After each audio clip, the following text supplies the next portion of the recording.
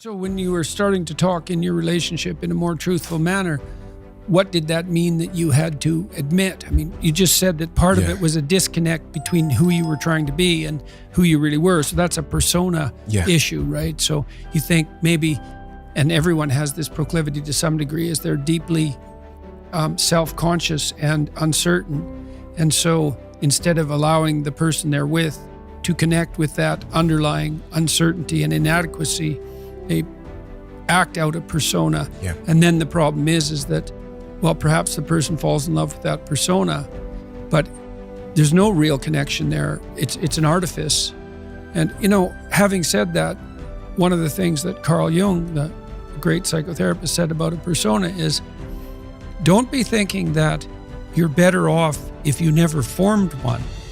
So for Jung, it was a voyage from, say, undifferentiated self in infancy and so forth, through persona to authenticity, because you have to act out your ideals to some degree, right? And you also have to formulate a avatar of yourself in some sense that's a mediator between you and other people in casual social encounters. Like, you don't want to walk into the bank and have the teller tell you about his or her day when you say, "How are you doing?"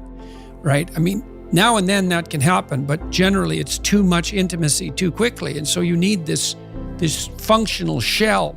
But the problem arises when that functional shell is all that there is. And then the real person underneath is just desperate and unhappy because nothing of what's being acted out reflects a true underlying reality.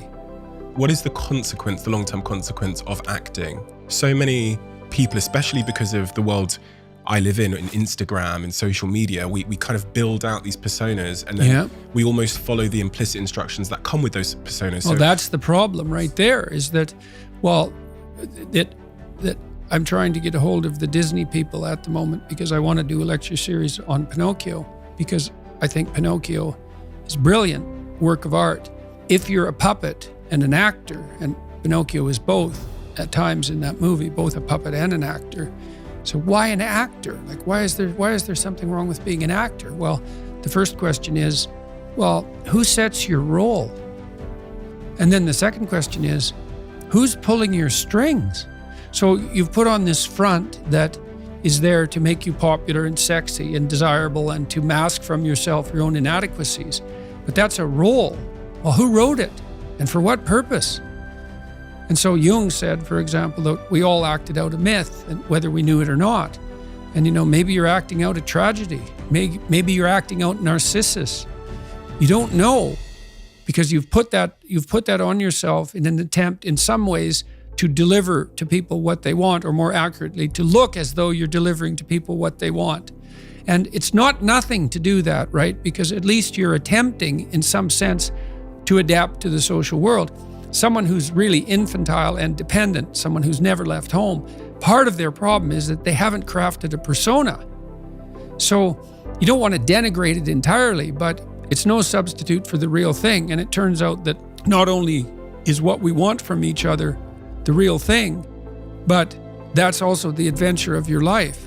And so if you aren't truthful, and that means, unfortunately, especially at the beginning, when you start to be truthful, it means deeply coming to terms with your inadequacies in humility. So it's very painful. Without that, you don't have the adventure of your life. You have the role that you've acquiesced to. And that'll take all the meaning out of your life.